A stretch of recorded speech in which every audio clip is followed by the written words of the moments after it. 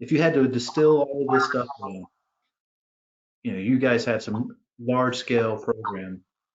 What would be your one piece of advice to program owners who are building their program or launching these right now? Yeah, so I think, we've covered a lot of material in here, and I think just to reiterate what everyone said, those are really the key components of getting set up and growing your MDF program and seeing the impacts to revenue, right? So the first one is having some sort of baseline. The second one is clearly defining your activities with clearly defining proof of performance for each activity, because I think that opens up for transparency, so you don't leave the partners guessing. I think a lot of the times our partners kind of feel like the aftermath because everything is so direct focused when really they're an extension of our team. So the ease of doing business with us is essential, as well as to show that we're also investing in them, right? I think that's really important, and that's the biggest piece of MDF is we're in it together. And then being able to have the numbers locked down to show the ROI, because then you have that both for the partner perspective as well as your internal key stakeholders of, hey, this is really working. And then that will only continue to back up why you need more funds or incentivize the business, your business, to want to invest more because they're seeing it's actually working. So I think it is really a summary of what we all discussed on this call today. And I think you do have to start somewhere. So think about the biggest impact it will have to your business and start with the key focus and strategy of where you're going as a company, and then go from there. Thank you very much, Dave. I want to come to you with this exact same question, and I feel like a radio announcer. We're coming up on a hard break, so I need to make sure we want to get your answer in though. Sure. Find a balance between what makes your partner tick and what makes your execs tick. Look for or build kind of areas of alignment. Make sure that you have baselines and numbers, no text fields. I think if you and then just don't do the only do the proposal based, don't do the other one. You'll be spinning your head and spending all your time dealing with all these little partners that don't know what to do. So anyway, that's my advice in the end. Thanks, Kenneth. You sir? Yeah, so make it easy for your partners to ensure maximum engagement. You want, these funds are set aside, you want to use them to drive your brand in the market. And also enable your channel operations teams to see how the program is performing. Have those dashboards, as Dave said. Is it working? And if it's not, rotate until it is working. So this one is in from Michelle.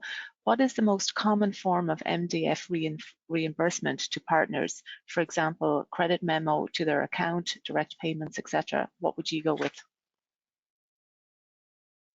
Yeah, it depends on the vendor, Brenda. Our experience is, mostly partners are cash, distributors will be credit, but I'll defer to Dave and Janelle as well.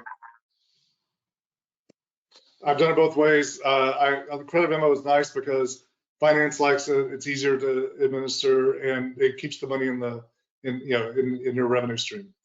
But right now we don't do that. We do cash payment, reimbursement payment. We do cash as well.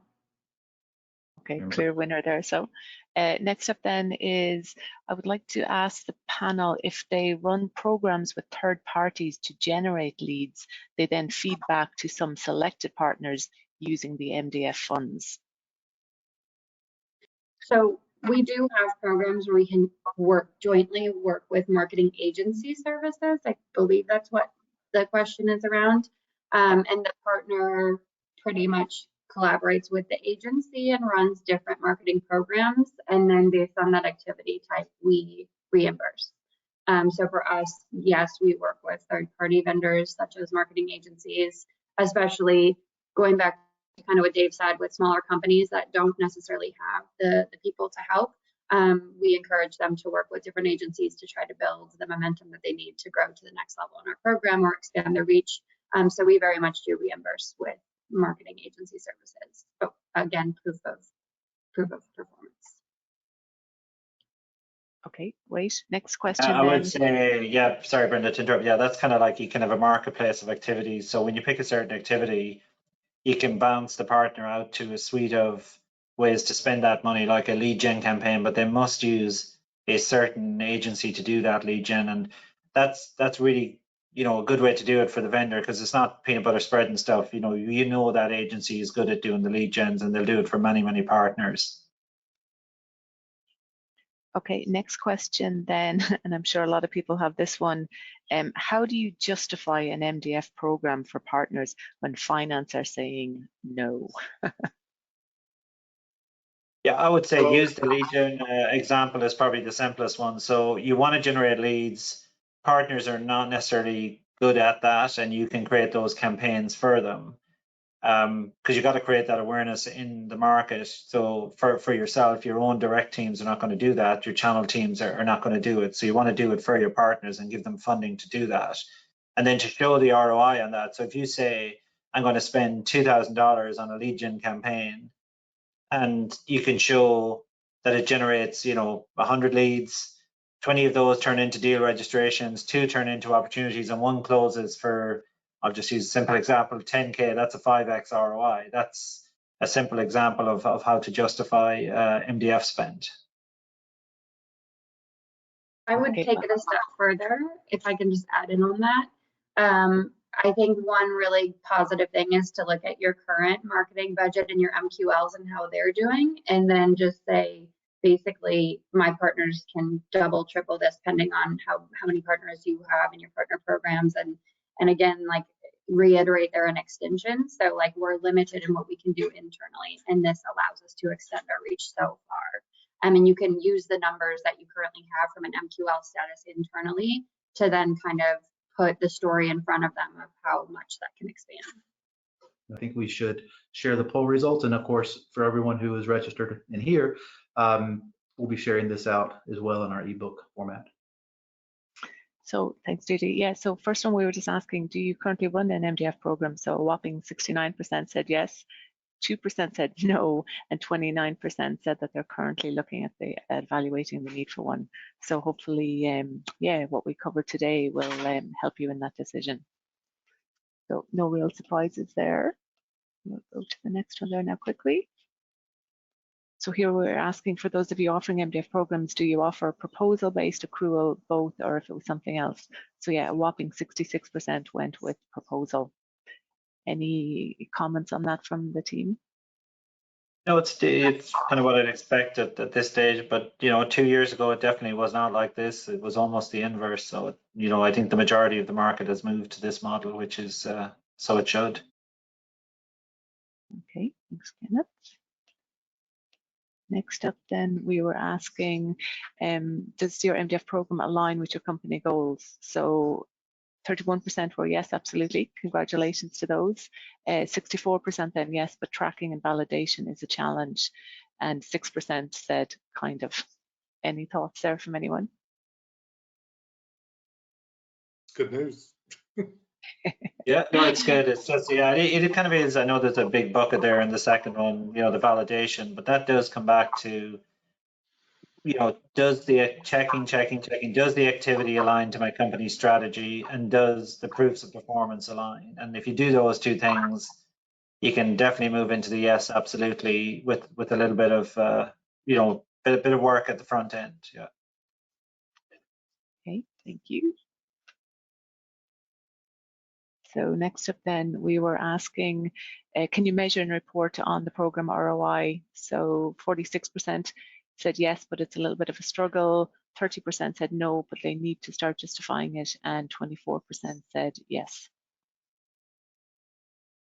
Yeah, it is hard. We'll have to say the 24% that's yes, well done. For the rest, it can be a challenge to measure the ROI. It depends on the activities you offer.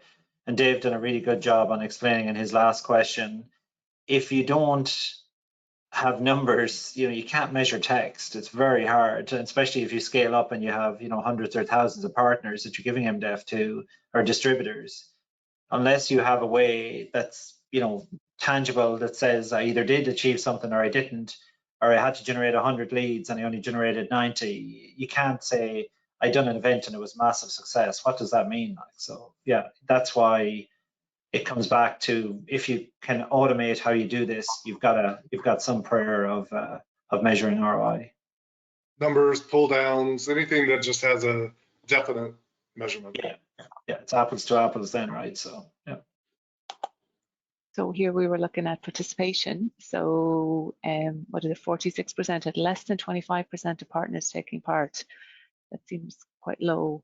15% had 50 to 75% of partners taking part. 12% had 25 to 49%, and 8% had more than 75%. So congratulations to that 8%. Any advice to anyone on the lower figures? Yeah, I'm sure the programs are broad and varied, and sometimes partners won't participate when it's jointly funded and they don't want to create the proofs of performance and so on. It's really important that they do participate, and you need to go to a lot of lengths to get them to participate. You know, Dave and Janelle can run, but that's what your program is for. It's like, you know, you want them to spend every shilling of that money, because that awareness of your brand in the market is critical. So I think not spending your MDF budget is actually failure. Yeah, there's a big focus on our channel account manager team, our CAMs, to go work with partners and make sure that they're aware of the money and that they jointly come up with ideas to use it. Thanks, Okay, Dave. this is definitely looks good, Brenda. This is definitely an increase since probably the last one we done a year ago or whenever it was. So yeah, good. Excellent. Okay, and then the last one then was about the challenges. So this one is always interesting. So visibility of program performance is the top challenge for people there, followed by inability to measure ROI and time consuming and resource intensive. And you I would think imagine a lot of them are kind of interrelated, and it's like Dave said, you know, build a dashboard. It's tricky. MDF programs are tricky. There's a lot of moving parts. I tried to call out it as best I could, but that's why, you know, automation is absolutely critical to being able to do all of these things. And if you take that approach, it's, you know, your life gets easier. The internal channel teams or channel ops teams life becomes a lot easier. It doesn't go away. There's still work, but you've got a way to do all these things.